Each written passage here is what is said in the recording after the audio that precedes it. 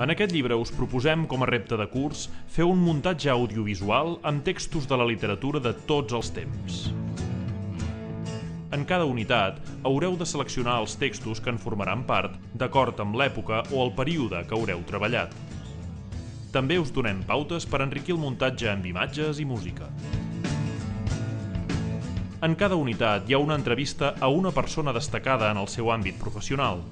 Un músic, un actor de teatre, un professor i una professora de llengua i literatura, un poeta, un escriptor, que us parla de la seva feina i de la seva relació amb el text, la paraula escrita, la literatura. Cadascun explica la seva trajectòria fins a arribar a la professió actual.